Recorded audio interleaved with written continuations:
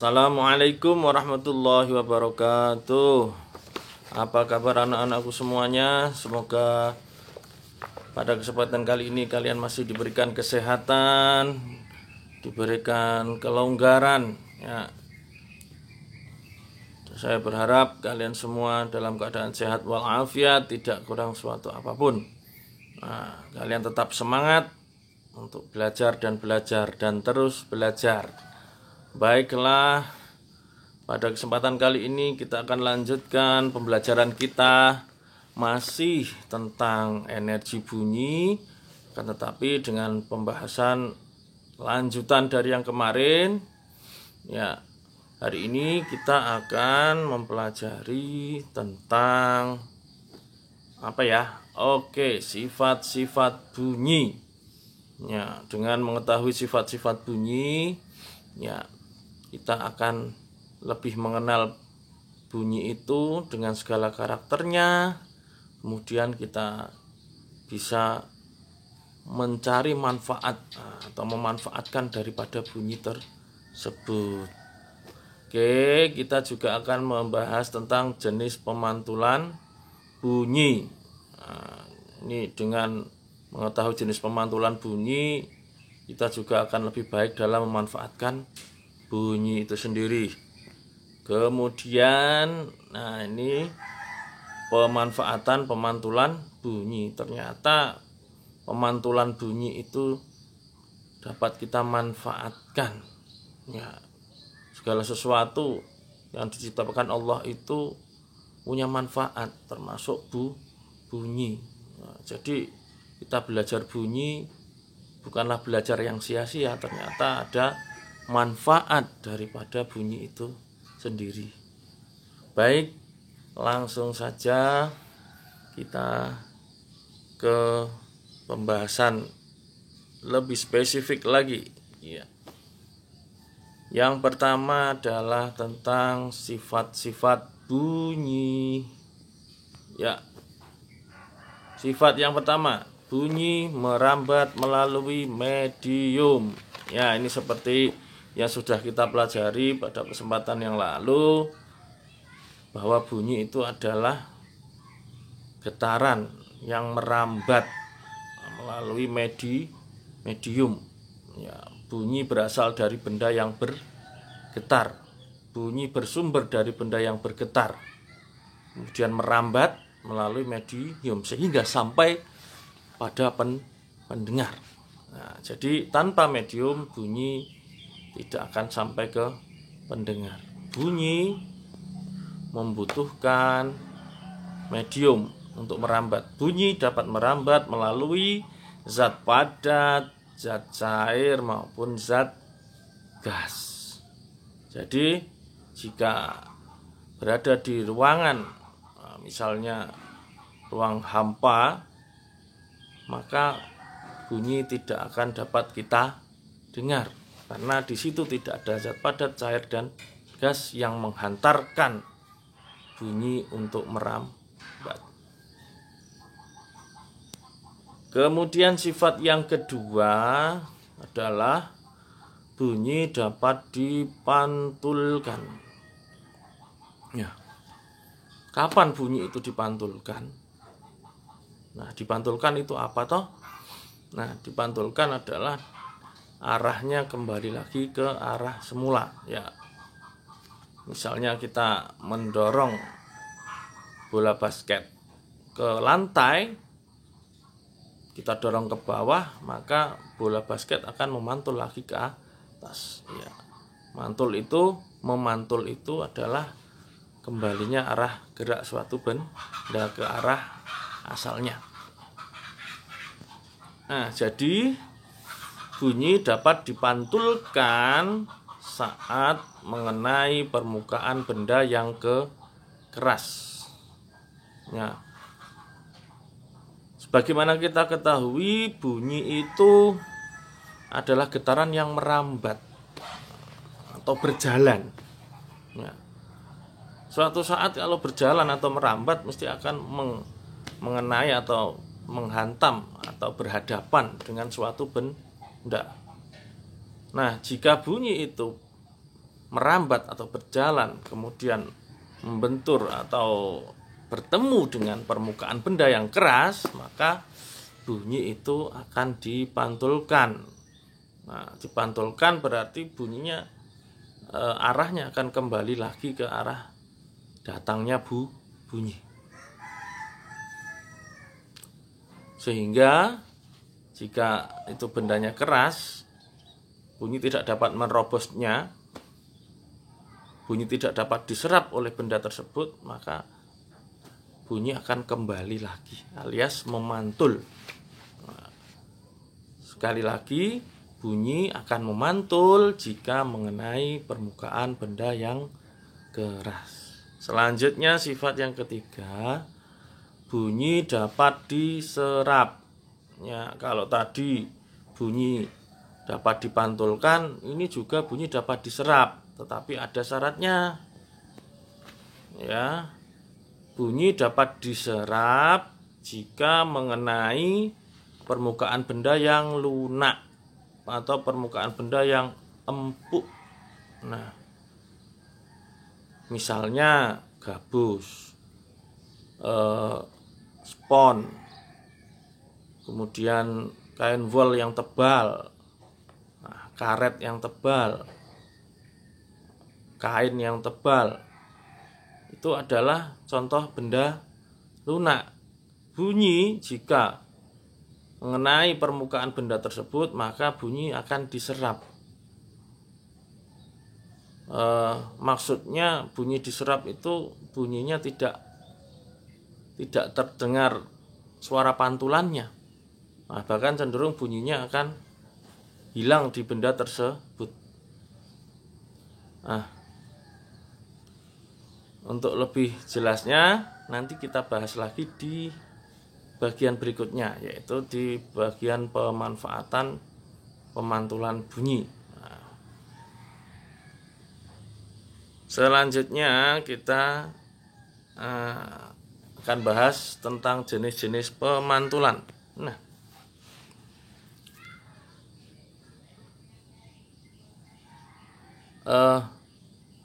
ternyata pemantulan bunyi ada beberapa pembagian. Yang pertama adalah bunyi pantul yang memperkuat bunyi asli. Nah, bunyi pantul yang datangnya bersamaan dengan bunyi asli ini akan memperkuat bunyi asli, atau bunyi asli akan terdengar lebih keras karena ada bunyi pantul yang datangnya bersamaan, sehingga bunyi tersebut akan berresonansi. Ya, bunyi tersebut akan saling menguatkan sehingga bunyi terdengar lebih keras. Di mana ini terjadi?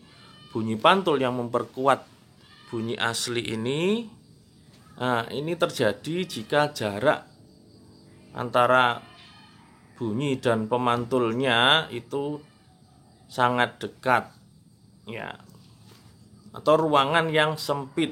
Ya, misalnya di dalam kamar mandi, nah, itu kan ruangannya sempit, berarti jarak pemantulnya atau dinding-dinding kamar mandi itu dekat.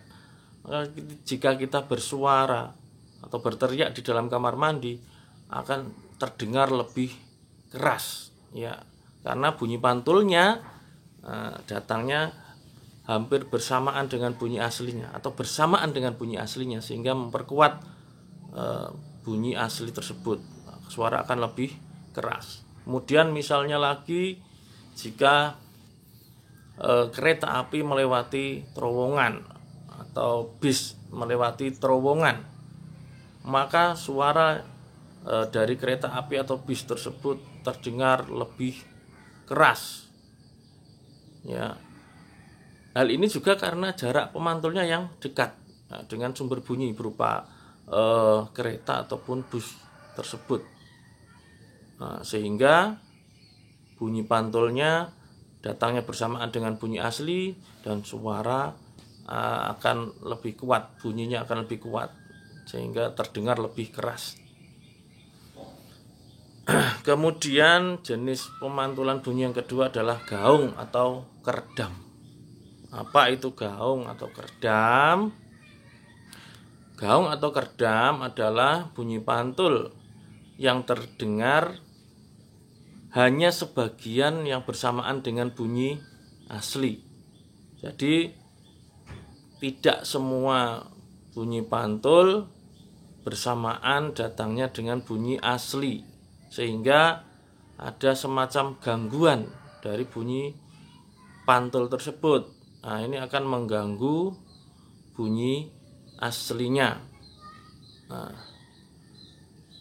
berbeda dengan bunyi pantul yang jenis pertama tadi, bunyi pantul yang memperkuat bunyi asli, maka bunyi asli menjadi terdengar lebih keras. Kalau ada gaung atau kerdam, hanya sebagian bunyi pantul yang bersamaan dengan bunyi asli, ini berarti ada bunyi pantul yang datangnya tidak bersamaan dengan bunyi asli, dan ini akan mengganggu atau mengurangi kualitas daripada bunyi asli. Dan ini harus dihilangkan, harus diminimalisir jika kita ingin mendengar dengan nyaman. Nah, gaung atau kerdam itu terjadi jika jarak antara sumber bunyi dengan pemantul, jarak antara bunyi dengan pemantul agak jauh. Nah, misalnya ini di dalam gedung yang agak besar, misalnya gedung bioskop, gedung pertemuan, ya. Di situ suara yang keluar, jika di dalam gedung tersebut kita mengeluarkan suara, maka akan terjadi bunyi pantul. Nah, bunyi pantulnya itu karena tidak semuanya bersamaan dengan bunyi asli, maka akan terjadi gaung, ya. Dan gaung itu tidak nyaman untuk didengar, maka perlu diminimalisir, perlu dihilangkan dengan cara memberikan lapisan, ya, pada dinding-dinding pemantul dengan benda-benda yang bersifat menyerap bunyi, seperti kain wol, karpet, ataupun karet misalnya. Nah, ini seperti pembahasan sebelumnya tentang sifat benda, sifat bunyi yang dapat diserap. Nah, ini diaplikasikan di sini untuk menghilangkan gaung atau kerdam, ya. Untuk menghilangkan gaung atau kerdam, maka dinding pemantulnya harus dilapisi dengan benda-benda yang menyerap bunyi, ya, itu benda-benda yang lunak, ya, misalnya tadi karpet, karet, kain wol, bisa juga spon atau gabus. Nah, di dalam studio musik juga, agar suaranya tidak memantul dan mengganggu suara aslinya, ya, perlu juga dipasang benda-benda yang dapat menyerap bunyi pada dindingnya. Nah, kita lanjutkan jenis pemantulan bunyi yang ketiga, yaitu gema. Apa itu gema? Gema adalah bunyi pantul yang terdengar setelah bunyi asli.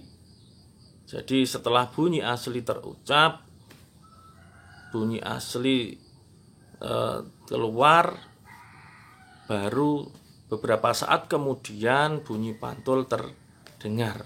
Ini terjadi jika jarak pemantulnya jauh. Misalnya kita berteriak di daerah dekat tebing batu.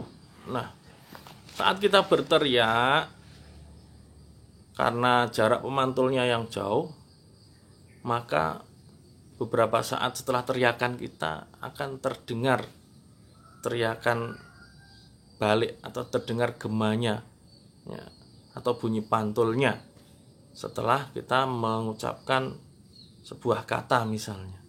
Nah, ini tidak mengganggu. Nah, tidak mengganggu bunyi pantulnya, tidak mengganggu bunyi aslinya.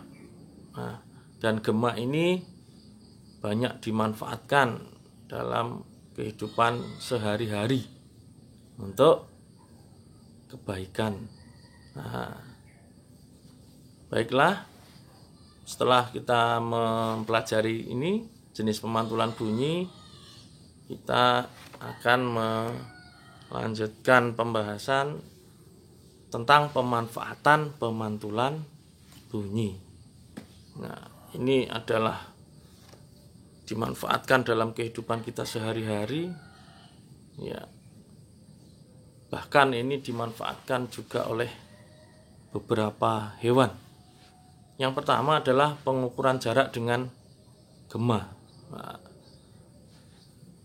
ini sesuai dengan pengertian gema tadi, yaitu bunyi pantul terdengar setelah bunyi asli. Nah, ini dimanfaatkan untuk mengukur jarak, misalnya jarak antara dua tempat, di mana itu sangat jauh, tidak memungkinkan untuk diukur dengan peralatan manual, bisa digunakan dengan mengukur jarak dengan gema, ya, yaitu dengan cara mentransmisikan atau mengirim sinyal bunyi, kemudian sinyal bunyi itu akan dipantulkan oleh tempat yang kita tuju, kemudian kita terima bunyi pantulnya. Beberapa saat kemudian dapat kita ukur waktunya, ya, kita sudah tahu ketepatan bunyi di udara, maka jarak dapat ditentukan. Nah, ini juga dimanfaatkan oleh hewan-hewan tertentu, misalnya kelelawar. Kelelawar itu bisa memancarkan bunyi ultrasonik, gelombang ultrasonik. Kemudian itu dimanfaatkan dalam mencari mangsa di malam hari. Di malam hari pandangan tentu akan berkurang, ya, tidak maksimal seperti siang hari, maka kelelawar memancarkan gelombang ultrasonik. Nah, gelombang ultrasonik tersebut akan mengenai benda-benda di sekitarnya. Nah, dari situ akan menerima kelelawar tersebut menerima bunyi pantulnya. Nah, seperti tadi mengukur jarak, dari bunyi pantul dia dapat memperkirakan itu posisi bendanya di mana atau posisi mangsanya di mana dengan akurat tanpa harus melihat. Nah, baik. Kemudian pengukuran kedalaman air laut. Nah, ini prinsipnya sama dengan pengukuran jarak, ya, dengan gema. Nah, tapi ini khusus untuk mengukur kedalaman air laut. Pada prinsipnya sama, yaitu dengan mengirimkan gelombang ultrasonik ke dasar laut. Di dasar laut, gelombang ultrasonik tersebut dipantulkan, diterima, kemudian diterima bunyi pantulnya, dicatat waktunya, diketahui kecepatan bunyi di dalam air, maka akan dapat ditentukan kedalaman laut tersebut. Nah, selanjutnya pemanfaatan pemantulan bunyi juga bisa dimanfaatkan untuk mengetahui kedudukan benda di dalam laut. Nah, misalnya ada kapal tenggelam, kedudukannya di mana. Caranya sama dengan pengukuran kedalaman laut. Nah, prinsipnya adalah dikirim gelombang ultrasonik, kemudian diterima gelombang pantulnya, tercatat waktunya, kecepatan bunyinya jika diketahui, maka jarak dapat ditentukan. Artinya kedudukan posisi kapalnya yang tenggelam itu juga bisa kita ketahui. Selanjutnya ultrasonografi atau USG. Nah, ini adalah pemanfaatan bunyi untuk menggambarkan atau membuat citra dari suatu benda yang ada di dalam suatu ruangan, ya, atau melihat benda yang tidak terlihat secara kasat mata. Misalnya USG ini yang umum kita ketahui adalah untuk memeriksa kehamilan, memeriksa bayi, keadaan bayi, melihat keadaan bayi di dalam kandungan. Ya, ini juga memanfaatkan gelombang ultrasonik.